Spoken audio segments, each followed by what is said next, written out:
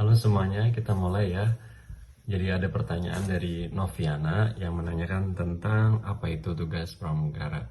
Jadi tugas pramugara itu adalah memastikan keselamatan dan kenyamanan penumpang mulai dari dia mau take off atau lepas landas, jadi pesawatnya udah mulai terbang sampai dengan mendarat di tempat tujuan.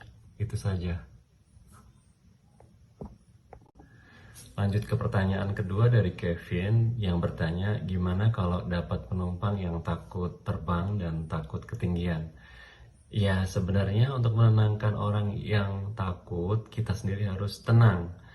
Tenang, sabar, dan disenyumin terus. Jadi ketika dia mengeluarkan ketakutannya, dia cerita, saya tuh takut terbang kak, gimana ini ya, saya benar-benar takut. Seandainya dia bisa cerita, itu sudah bagus. Jadi dia sudah bisa menyampaikan apa yang dia rasa. Tapi ketika dia tidak cerita, kita bisa melihat dengan muka ekspresi. Jadi dia pasti akan pucat, akan kayak gelisah, tengok kanan, tengok kiri, bingung. Terus biasanya ada yang sampai berkeringat. Nah, orang-orang yang seperti itu kita namakan levelnya, ketakutannya sudah level yang sedang. Nah, untuk yang level yang sedang itu kita bisa memberikan treatment berupa air putih hangat atau dikasih minuman. Intinya kita usahakan gimana caranya penumpang itu nggak memikirkan terus ketakutannya itu. Kita ajak ngobrol, kita kasih minuman, kita juga bisa ngajak dia jalan-jalan ketika dia. Jadi pertanyaan selanjutnya datang dari Fadil. Dia bertanya, sudah berapa lama sih kak jadi pramugara? Kira-kira hampir 5 tahun. Cuman karena corona ini jadi kak Bagus harus tidak terbang dulu. Sudah tidak terbang selama 1 tahun. Lanjut dari Ahmad, apa sih suka dukanya jadi pramugara? Sukanya dulu kali ya. Sukanya bisa jalan-jalan tapi dibayar sama perusahaan. Jalan-jalannya ke luar negeri pula. Itu sukanya. Dukanya adalah pisah dari keluarga, pisah dari teman-teman. Kadang-kadang kalau pas lagi kangen sama rumah, kayak gitu, kita nggak bisa dengan seenaknya pulang ke rumah gitu. Beda cerita kalau misalkan pekerjaannya itu hanya ada di kota di mana orang tua kita tinggal. Pasti kan kita bisa ketemu sama mereka tiap hari, seperti itu. Fadian nanya, pendidikan apa saja yang harus ditempuh supaya menjadi seorang pramugara? Lulus SMA. Simple kan? Lulus SMA, nggak harus kuliah.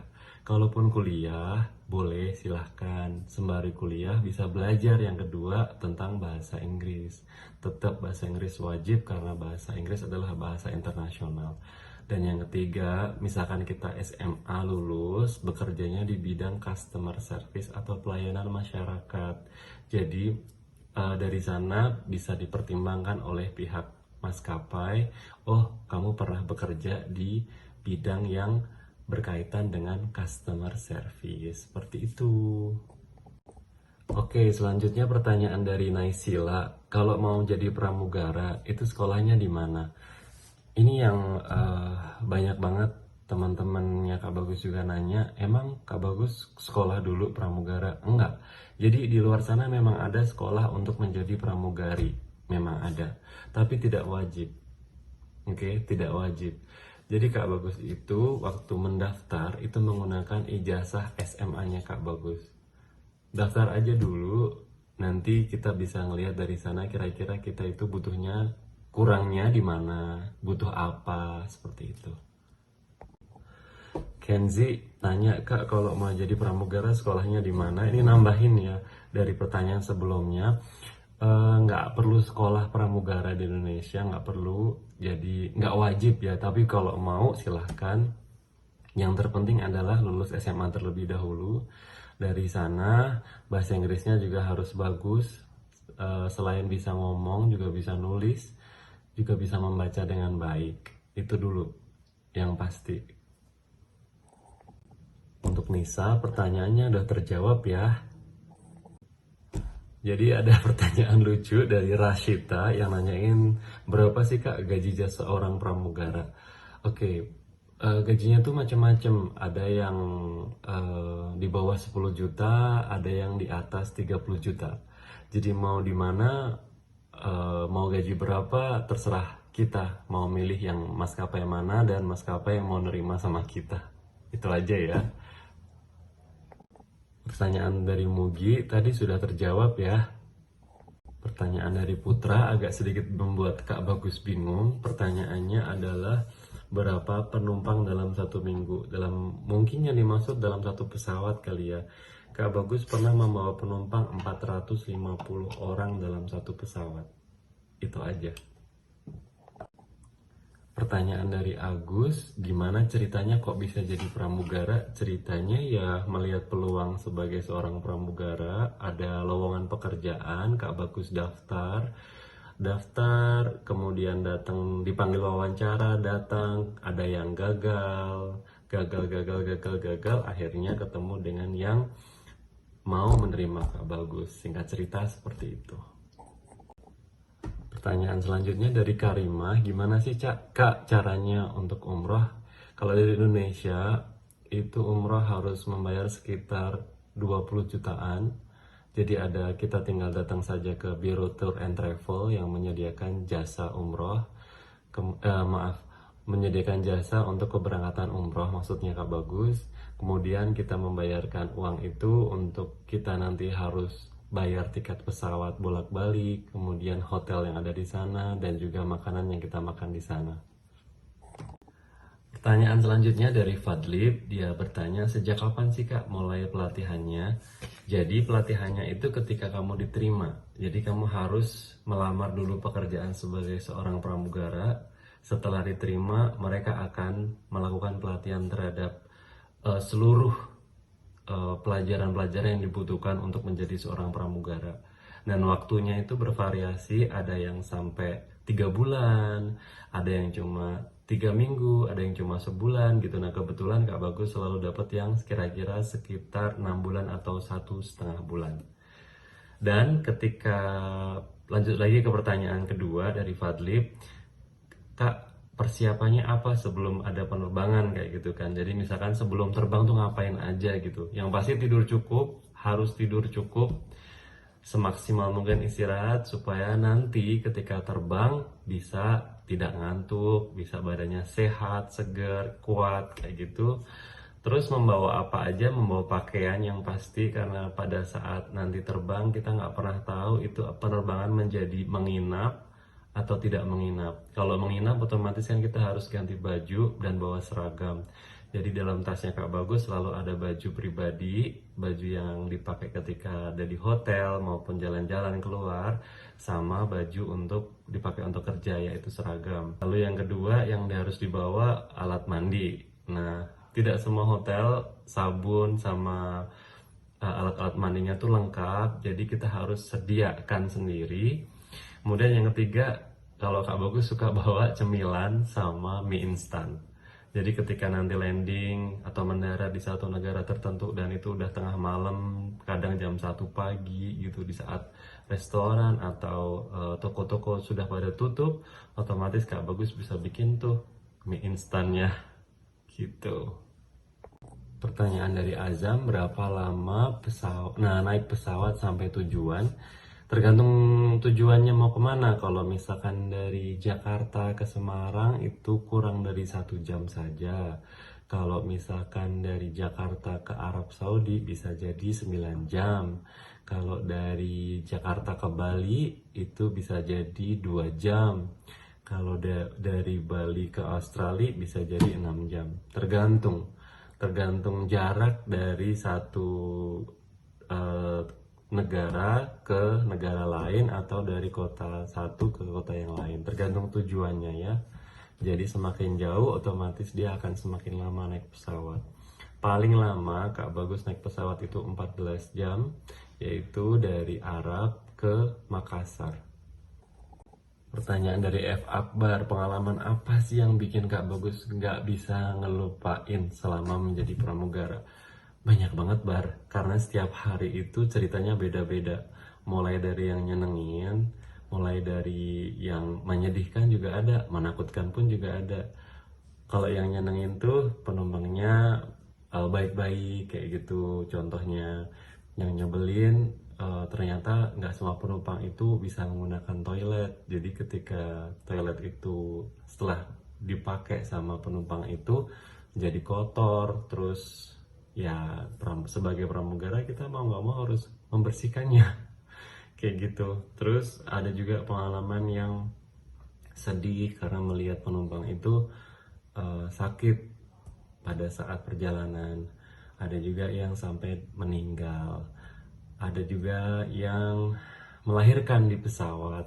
Banyak cerita-cerita yang tidak bisa Kak Bagus lupakan sampai sekarang. Pertanyaan dari Endah Nur, Kak Bagus itu mulai jadi pramugara pada usia berapa? Kak Bagus jadi pramugara pada usia 24 tahun.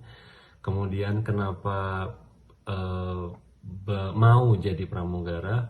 Karena gini, kalau kita kerjanya hanya di Indonesia, itu wawasannya masih wawasan lokal. Jadi bertemunya dengan orang Indonesia juga. Nah, Kak Bagus tuh pada posisi itu pengen tahu tuh sebenarnya kehidupan di luar Indonesia tuh seperti apa dan pengen merasakannya gitu. Jadi kita bisa belajar bagaimana budaya mereka, bahasa mereka, pola pikirnya mereka, dan itu memperkaya wawasannya Kak Bagus sekarang yang sangat-sangat berguna bagi kehidupannya Kak Bagus. Lanjut lagi pertanyaan dari Ara. Dia bertanya, negara pertama apa sih Kak yang Kakak pernah kunjungin dan kesannya apa? Jadi negara pertama yang Kak Bagus kunjungin adalah Saudi Arabia, atau biasanya di Indonesia dibilangnya Arab Saudi, dibalik aja gitu. Ini itu sangat berkesan banget buat Kak Bagus karena perjalanan pertama kali ke luar negeri yaitu justru malah ke sana di saat teman-teman Kak Bagus itu pertama kali ke luar negeri adalah ke Singapura, kalau nggak ke Malaysia, kalau nggak ke Thailand. Dan kesannya adalah langsung terbang 9 jam ke sana dari Jakarta. Itu rasanya Masya Allah karena itu yang Kak Bagus cita-citakan, yaitu Kak Bagus sebelumnya pengen umroh nih, tapi udah nabung lama banget gitu, nggak kumpul-kumpul duitnya ya kan. Malah dikasih pekerjaan dan bisa pindah ke tempat dimana kita bisa umroh langsung. Pertanyaannya Huzaifah udah terjawab juga ya. Pertanyaan selanjutnya dari Fahmi, usaha apa aja yang udah Kak Bagus lakuin untuk menjadi pramugara? Yang pasti kursus bahasa Inggris, udah pasti tuh. Karena jadi pramugara itu harus bisa bahasa Inggris karena bahasa internasional kita masih menggunakan bahasa Inggris. Sedangkan dunia penerbangan itu yang mempersatukan seluruh dunia itu berbahasa Inggris. Seperti itu. Dan yang kedua, persiapannya adalah belajar bagaimana sih kira-kira prosesnya nanti menjadi seorang pramugara ketika interview atau wawancara kayak gitu. Yang ketiga, berdoa, pasti berdoa dengan keyakinan agama Kak Bagus. Semoga Allah benar-benar mewujudkan cita-citanya Kak Bagus jadi pramugara. Gitu. Dan pertanyaannya ada lagi, yaitu motivasinya apa? Motivasinya adalah menjadi pribadi yang lebih baik dari hari ke hari. Itu aja. Jadi Kak Bagus sebelumnya pernah kerja di bank, kemudian berkeinginan kenapa sih banting setir menjadi pramugara, karena pengen jadi pribadi yang lebih baik. Pertanyaan dari Husna Aulia, kegiatan apa saja yang dilakukan oleh pramugara ketika di dalam pesawat? Yang pertama, membantu penumpang boarding atau masuk ke dalam pesawat dan mencari tempat duduknya. Kemudian setelah itu memastikan semuanya aman sebelum lepas landas. Nanti ketika lepas landas kita harus pastikan kita sendiri juga dalam kondisi aman. Kemudian pada ketinggian aman kita sudah boleh lepas tuh yang namanya sabuk pengaman. Kita akan mulai customer service atau service, yaitu kita membuatkan makanan atau menyiapkan minuman untuk penumpang-penumpang. Dan perlu diketahui bahwa kita itu tidak memasak di dalam pesawat, kita hanya menghangatkan makanan yang sudah disiapkan oleh pihak catering sebelum pesawat itu lepas landas. Kemudian setelah makanan selesai, servis minuman selesai, kita bisa mengambil waktu beristirahat, kita bisa gunakan untuk tidur sebentar atau duduk-duduk saja, atau bisa makan atau ke toilet, seperti itu. Diulangin terus sampai nanti tiba waktunya untuk mendarat. Nah, pada saat mendarat, sebelumnya kita harus pastikan bahwa semuanya aman, semuanya siap untuk kondisi mendarat. Kemudian setelah mendarat, kita harus mengucapkan terima kasih kepada seluruh penumpang, membantu mereka untuk bisa keluar pesawat dengan aman dan nyaman. Pertanyaan dari Dewi juga udah terjawab. Pertanyaan Putri Rosella, apakah kalau pas naik pesawat itu nggak takut kak kalau jatuh gitu ya? Itu pertanyaannya banyak banget ditanyakan oleh orang-orang. Jadi ketika berangkat kerja, Kak Bagus selalu usahakan untuk ikhlas apapun yang terjadi dengan Kak Bagus. Demikian juga yang terjadi dengan orang yang di rumah. Tapi ada tapinya. Dunia penerbangan itu adalah transportasi yang paling aman. Kenapa?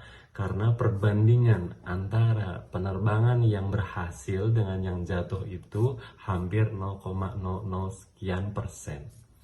Sedangkan misal kita naik transportasi darat seperti naik mobil. Naik mobil itu hampir tiap jam itu ada kecelakaan mobil, dan hampir tiap jam juga ada nyawa yang terenggut gara-gara kecelakaan mobil. Seperti itu. Jadi kalau transportasi paling aman justru naik pesawat.